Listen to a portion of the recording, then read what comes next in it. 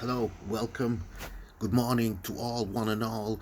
Thanks for joining me today on a epic series, epic episode that's going to look at everything that I've been showing you throughout this series, this particular one that is the 80s, and my philosophy and my journey. I'm going to put them all into this one episode, and it may well be the last you hear solely about the 80s, because I embarked on the 80s and learned a lot about myself, a lot about the truth, a lot about how things really work, how road works, how life works, how the job market is, and what opportunities are really out there for me, and what are the obstacles to my progress or at that time I saw. And I still see some of these obstacles that are embedded in British society, in world economy, economics, in politics, and these all touch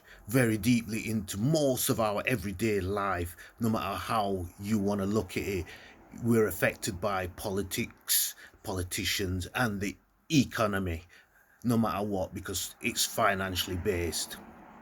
And when I left school in the 80s, I'm not going to tell you the year, but I eventually left school. I'm going to talk more about the school years in other episodes, so we are going to be jumping back and forward, but we're not going to solely look at the 80s in any of those episodes. We're going to look at schooling and education in its whole entirety.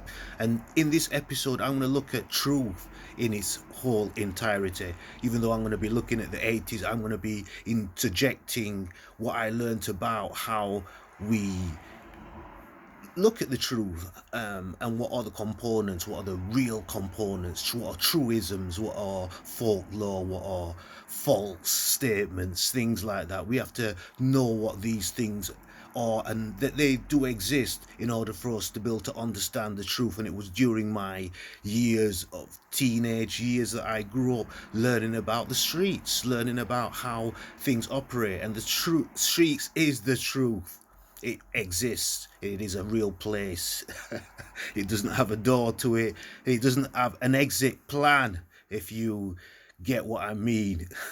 The streets is very, very tough place to exist. So all those people who are homeless, I really feel it for you at this time, especially in the winter times when it's getting darker. The weather definitely takes a dip. And when we were talking about the streets, we weren't living on the streets. We were basically enrolled into the streets. Some people called it Married to the Streets. There was a movie that came out during this time called Married to the Mob, and this coined the term Married to the Streets, Married to the Mob, Married to the Game. These were all terms that were coming about during this time, and this came from hip hop. Hip hop was getting bigger and bigger in the 80s. I took part in a lot of events, a lot of dancers were being created at this time. Roxy's, we did a lot of shows there. We did a lot of outdoor shows because people would basically carry lino with them. This is what the crews carried with them. You had sets of dancers, you had the body poppers, and you had the b-boys, the breakers.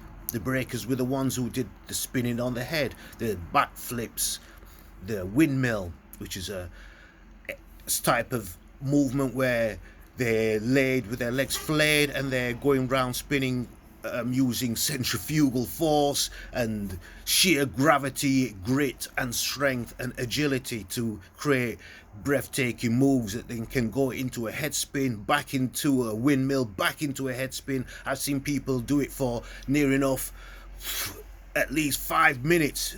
They're doing the windmill, then go into a head spin, which seems to go on endlessly. At the time when we were doing breakdancing, it was only a few people who I saw were really good at the head spin, and when you saw this in person, it was amazing because this was amazing to see our own peers, people who looked like me, who could spin on their head for a minute, 2 minutes.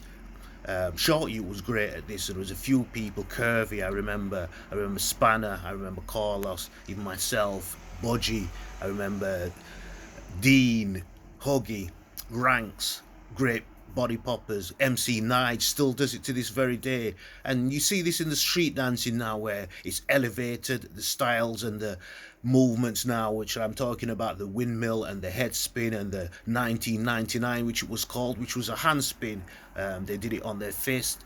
And I saw this done many times in person, and I couldn't do it myself because I was never a break dancer. I was a body popper, and I got a lot of shows and got to do a lot of my own style of dancing, teaching people throughout the city, throughout Yorkshire, because at that time I was working with the youth service.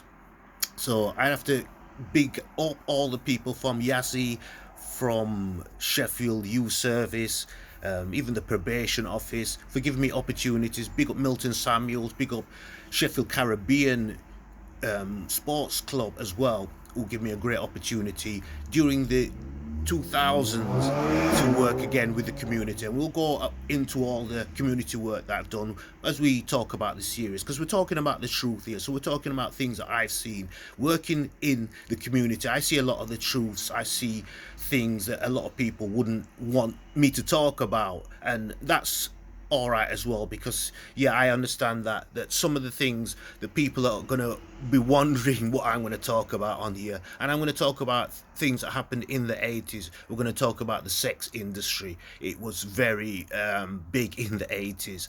A lot of people don't want to admit to that. We're going to talk about the drug industry, also something that touched pervasively into my community. And I know people are going to be very, very, very uncomfortable with some of the things I talk about, but this is the truth. We're talking about the truth here. We're going to talk about truth-isms. We're going to talk about racism.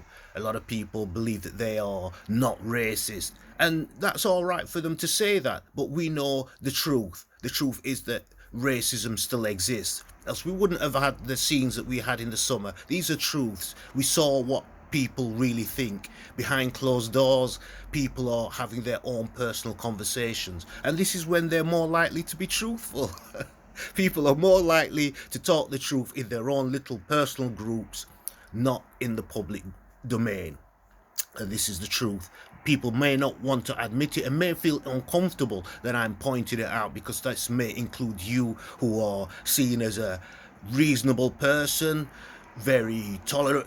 You tolerate all races, but certain times you will have your gripes about different groups of people, and you may want to admit it, because we all do it. I do it myself. We all talk about different groups of people. This is the truth. We have true isms where people are honest in public. They are well behaved, and they won't openly say some of the things they want to say. And this is being honest, but it's not being truthful, because deep down they have resentment towards a set of people. Maybe it's because of something that's happened to them in their past. This is a truthism. This is the truth I'm talking about. And the wise people who are listening to this understand this, because we all have a side to us. We have a good side and we have a bad side. What may seem to another group of people as a bad thing that we're doing may seem to another set of people as a good thing. So people are living in a duality state all the time, where they have to please one set of people and maybe upset another set of people, but they're trying to be upright. This is life. This is the way things are. So if you have racist tendencies, this is probably something that was put into you from very, very young, or some experience. I'm not going to call it trauma. I'm not even going to talk about triggering. These are things that are new words. We know what they are from. They're from psychology. They use these words as things that trigger our emotions, or things that happen in our early days that trigger us. And now these are becoming mainstream words, and can be a problem, because everybody becomes an expert on psychology and of philosophy, and that is because they watch the internet. They come on and they see somebody else doing something, and the truism is that they then want to be like that. They want to then compete. We live in a competitive world. This does not mean that they are against you, but they will have a bias. And this is how racism works. Racism is their bias. People with a certain ethnicity know that they are higher a representative of their own race within the political strata. And you might say, well, what are you on about? What are you on about? We're talking in the truth here. There are going to be more white Europeans politicians than there are going to be black or Asians. We've seen a lot of Asians politicians, but I'm going to be honest, a lot of these Asians do not see themselves as being black. Are they racist? I would say some of them are very much racist, as well as being about their own race, and they may come on and trying to say that they're not, and I would argue that they are. Because if we look at employment, let's look at who are the people who have got the greater opportunities to employ people. These are highly represented in the political parties. The two groups we just talked about, the white British and the Asian British. There are a lot of businesses that are run by white British and a lot of businesses that are run by Asian British. Let that sink in, then I'm going to go to my point, because this is about the truth. How many of those companies employ black people? People are doing the calculations, and some people are already coming to conclusions that more of the white industry will employ black people. I want to repeat that. More of the white industry will employ me as a black person. I know that I've got a greater chance walking into a company that's run by white people, and they may well employ me, especially if I've got experience. This is fair enough. Let's look at the Asian community. How many Asian companies employ black people? And I've got a lot of Asian friends, but I'm talking the truth to you a lot as well. You know, let's put this straight. This is my vlog. This is my experience. So whatever anybody has bad feelings about, I'm talking about my experiences. So I can argue this to the death, what I'm talking about. I'm talking to all the Asians. I talk to whoever you are, whatever groups you're from. You do not employ people of my color. That's the truth. A lot of white companies will not employ people of my color. So we have to be selective with the companies we work for. Usually it's the NHS, education, nursing, social care. A lot of black people work in these fields because they're governmental fields, and they have a charter, they have a remit of how many black and ethnic people they need to have in their companies, and this is often audited, and they will stick to this. So there will always be black people in governmental positions. So let's get that straight. I understand why that happens. There's nothing sinister about that. That is something that we have had to fight for. Black people have fought to get into these positions. During the 80s, when there was a lot of unrest in black communities between the police and the black communities, black males didn't have jobs. They were hanging around, doing their own lifestyles on the streets, as I did.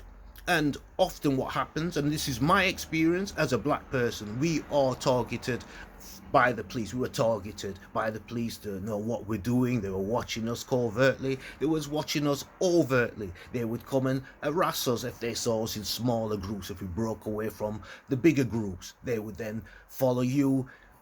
If you was in a car, they'd follow you. They'd trail you. This happened during the 80s, and anybody wants to say I'm talking a lie, I'm telling lies, and it wasn't like this, you really didn't live in the 80s. You never really lived them times, or you was that scared to come out of your house, you ran away. Often that's what you did, because there was a lot of racism being hidden in the areas, on the streets, in certain areas black people wouldn't go to. So when we talk about the 80s, we have to talk about it in a truthful way. Some people don't want this to be spoken about, so they don't talk about it on their platforms. That is up to you. But on my platform, I'm going to talk about my experiences. And from day to day, we all have different emotional responses to what we see in the world. And I see racism still there now, to this very day. The other day, I was in Meadowhall, and I'm sure I heard a Tweedledum and a Tweedledee say something that was racist. But we're in public place, so I'm not going to really go into a situation with two racist people, probably from America, who don't really see black people anyway. but that is their response to seeing black people. And that shows me how far we have come and how far we need to go.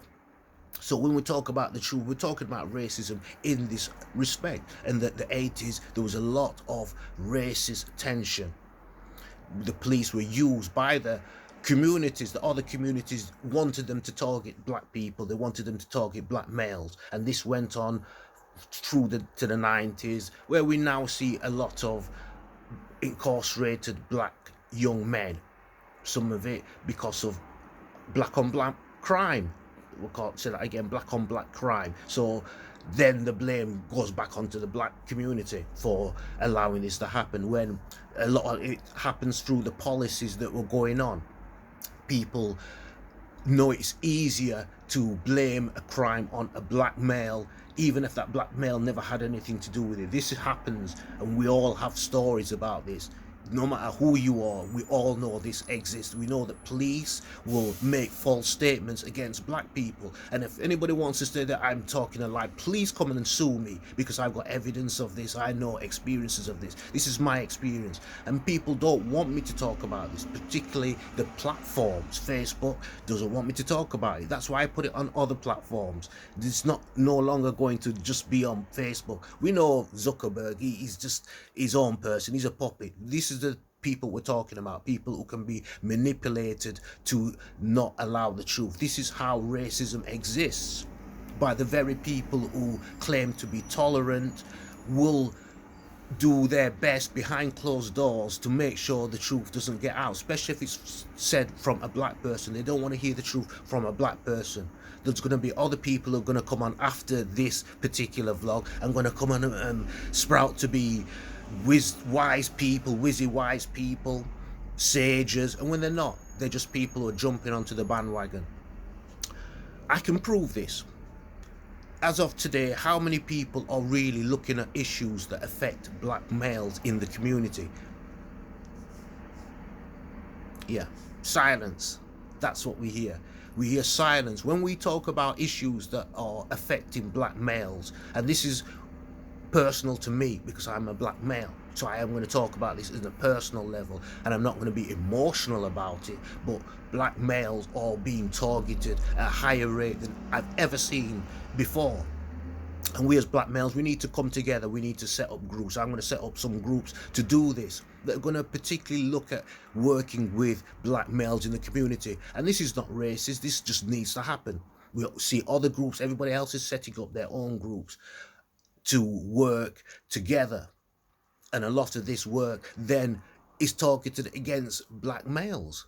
It is looking at the activities that we do, whether it's indirectly or unconsciously. There's a bias against black males, and people are going to probably look and address this as of today. That's good that you start to address this, and those who are seemingly doing lip service to it need to do more. You need to definitely put this in the forefront of people's everyday well-being. We all need to do this. We all need to look at each other, particularly our fathers, our young men, our brothers, our cousins, our uncles. They're dying at an alarming rate. I'm seeing just the other day that 2 members of our community just passed away.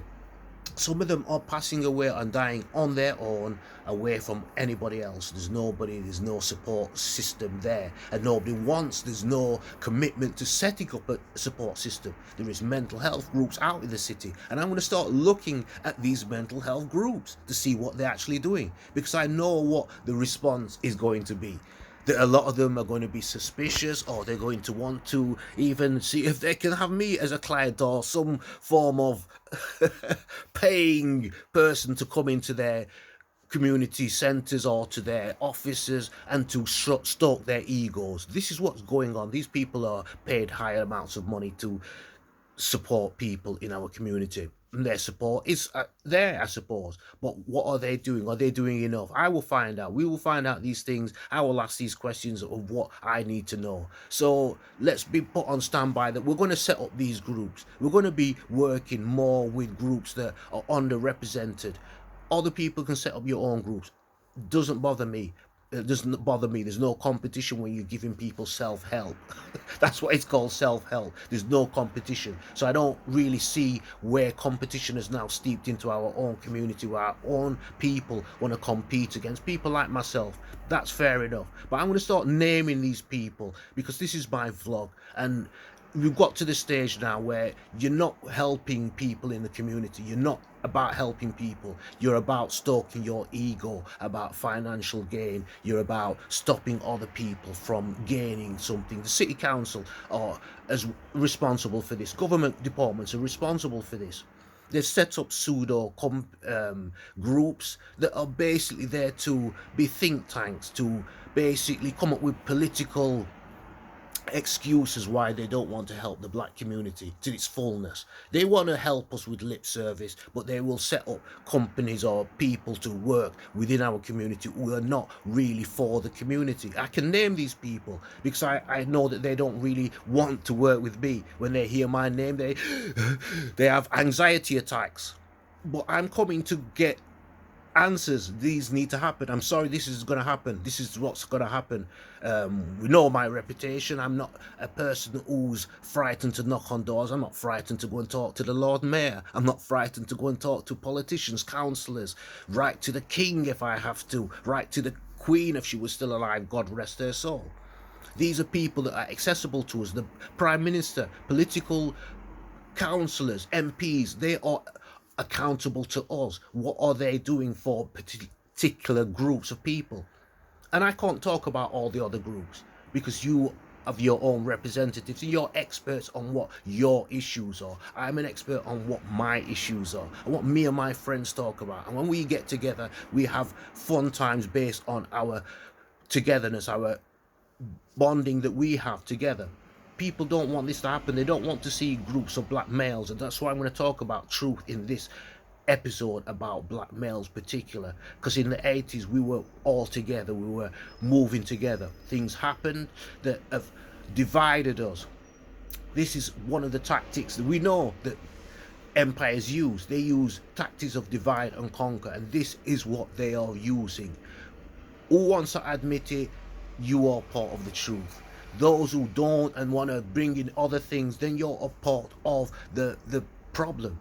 They are only dealing with the true isms. You only want to talk about the bits that really affect you, that don't really gonna upset your apple cart.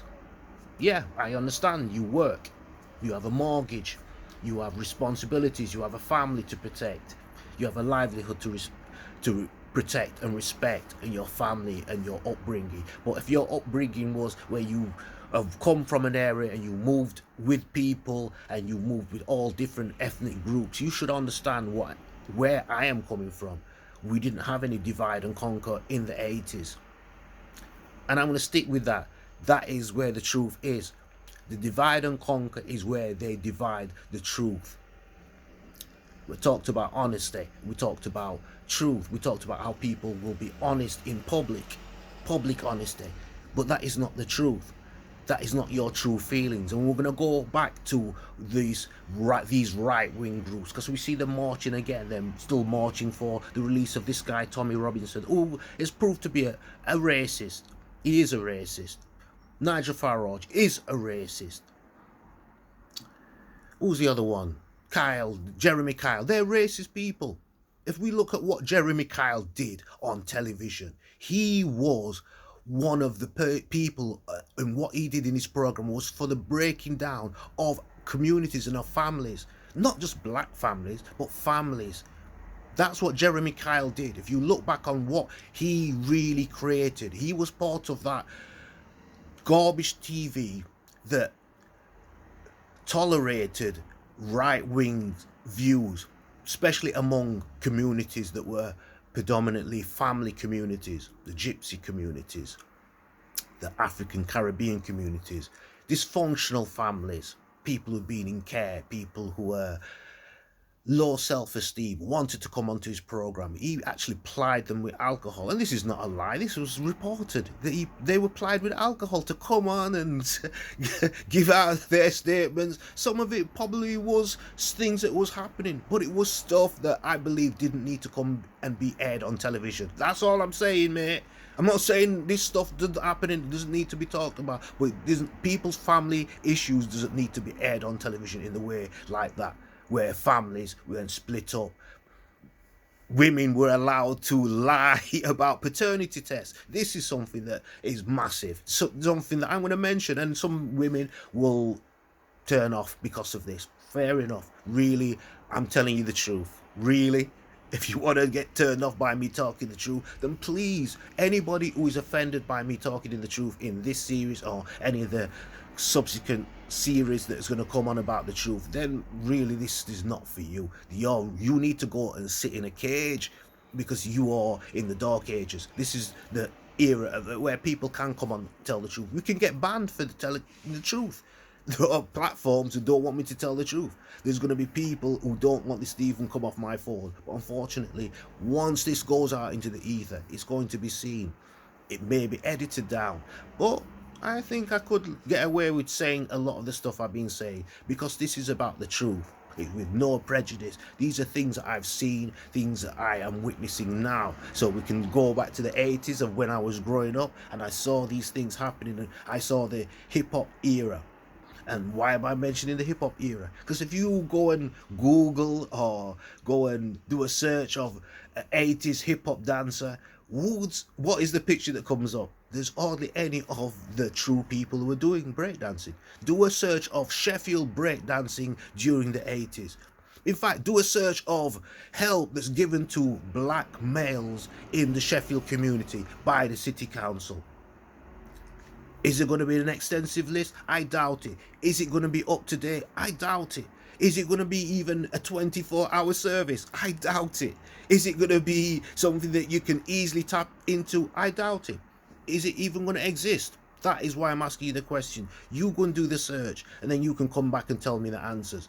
But I already know the answers, so it is a little bit of rhetoric that I'm using here, because I know the services that are not there that need to be there. And by me talking about it, this may spark people into some sort of little bit of action, a bit of, oh yeah, I think we need to, yeah, we've got a little bit of, yeah, we've got a bit of funding, we'll throw that. This is how they work. They've got the funding to do it, but until it comes out publicly, there's no real need to go and do anything about it. There's no conviction to do that. There's no conviction to help people of a certain group that will help other people. Asian males, they may not help them much, especially the young ones. So they're maybe in the same boat as me. A lot of them, I see they do sort of identify with being black. I'll be honest with you. I'm sorry if some of you Asians don't want to accept it, but a lot of the youths do identify more as being black males, as being Jamaican. They talk Jamaican. They want to come to the Jamaican events. I'm sorry, this is what's happening. They want to break away. And I know a lot of them will probably get sent to Pakistan because of what I'm saying now. I know my brethren do support what I'm saying, because I'm going to talk the truth. I'm going to tell it how it is. A lot of white males, I'm going to be honest with you, they identify with being black. So when I talk about racism, I think it exists in certain dark, shady corners of our society. It's usually older males who find it hard to talk to black men. White females of a certain age, it's documented that they find it difficult building relationships, especially middle-aged white females. These are statistics. You can call this racist or race-baited if you want, but this is the truth. And I know there's going to be other people out there that are going to come, the Farages, and they're going to come with their stuff, and they're going to talk about why this is, that there's a high level of males who commit crime. And I can't argue against this because the stats are there. Sex crimes, SA crimes. Do we, as a black community have a responsibility to talk to our young men. Of course we do. The Asian community, you have an obligation to talk to their kids, because these are the issues that are being used against them. They identify with being black, but they also identify with their own identity, and some of that identity and some of their own societal norms are different between the sexes. This happens in the black community. It's less of a disparity. Black women are working and doing better in the job market than maybe the black males are. You know, we can ask questions about this. I need to ask questions myself, and I need to be honest about these things. This is truisms. These are truths. These are things that I've got to ask. I need to ask as well. We need to ask these questions together if we want to. If you don't, then fair enough. I'm going to ask the questions, because this is my vlog, and this vlog is going to be detailed. It's going to be very controversial. It's not going to be race baiting. It's not going to have any inciting of violence against people, but it's going to talk about the truth, especially how I saw things growing up in the 80s and the 90s. And we talked about the 80s as being a time of music, and I talked about it was the hip-hop era. It was also the era that I came into the sound systems. The hip-hop era got me to travel to Germany with Street Crew and do a lot of performances myself as a rapper, because that's what I first came into the music business, to be a rapper, writing my own lyrics based on poetry and based on the rhythmic cadence that the American hip-hop rappers, Curtis Blow, Melly Mel, Grandmaster Flash and the Furious Five were doing. I was doing my own version of it. LL Cool J, they were rappers. Beastie Boys, there were a lot of great rappers at this time who were formidable to me, and I wanted to be a rapper, so that is what I took up, and Diamond was the name I chose. And back then there was very few people using this name. There was a guy also from America called Davey Diamond, Diamond D, and that was another producer who I emulated, listened to a lot of his stuff.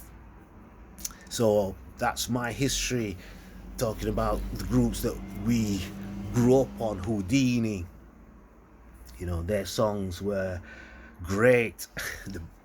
We talked about the Beastie Boys, the Fat Boys. The first to ever do the human beatbox was the Fat Boys. And then we had Dougie Fresh. So this was some of the this was some of the things that started off in the 80s. Break dancing, body popping, beatbox, which was a way of doing musical sounds and drum sounds just using your mouth. This was done and originated in the 80s through the hip-hop industry. And as I mentioned,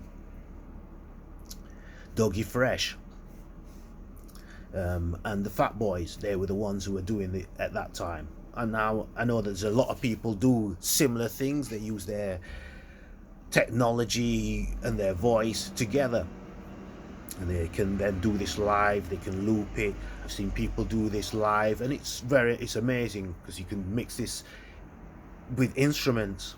I've seen artists go up on stage, do the beatbox, loop it, do another bit of beatbox, a loop, put that into the loop, and it's all done with a pedal that's on the floor. That's why you see me looking now like I'm pressing the pedal. It's like a pedal that sort of, it's a switch that sort of activates the sampler. And this was all started in the 80s. And of course there was great movies that showed breakdancing. It was Beat Street 1 and 2, and I saw both of them. I've seen that movie so many times. And Wild Style, another movie that was about graffiti, and it was about the 80s and a famous guy on it. And I've got to big up all the graffiti artists. I'm not going to name drop all of them, but you know who you are, because we work together on different projects, and I'm going to work more on the art side as well, because I know that needs to be also highlighted. We need to highlight all the other parts of the industry, not just the singing and the dancing. We need to highlight the art we need to highlight the other art forms, the makeup artists, the costume designers, the writers, the dancers. We need to really sort of look at how the expression of hip hop came about, and it was an expression. It wasn't just about an attitude, it was an expression. It was the graffiti, it was the dancing, it was the rapping, it was the DJing, the scratching. And we have a lot of DJs who to this day continue with the modes of scratch and the modes of mixing. I do mixing, but I don't do it to the level like the mix masters, you know, that do the DMC competitions. Mink, you know who I'm talking about. DMX and all these sort of competitions that are run by Technics, who's one of the great turntable manufacturers. There's other ones that are out there, but Technics was the turntable of choice for the DJs. We all now use these USB interfaces. Pioneer being another name, Newmark, and other manufacturers are available. Apple and other names, Reloop. So this is how technology is now moved forward, but it all started from the 80s. The two turntables, the mixer, it was first being used during the 80s.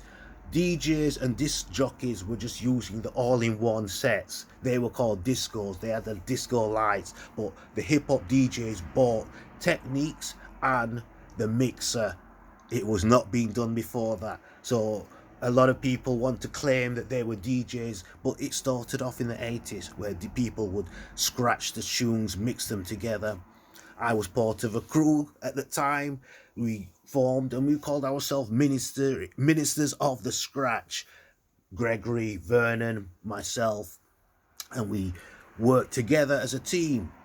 Got gigs as a young outfit, and we would go out, play our tunes, and that is how I got to go to Germany. And in my next few episodes, I'll talk more about that excursion and what that meant to me at that time. But I'm just talking about the truth and how truth can be found. And I hope this has been a well worth and worthy episode that sort of delves into what we are about and where we're going to be going in the future.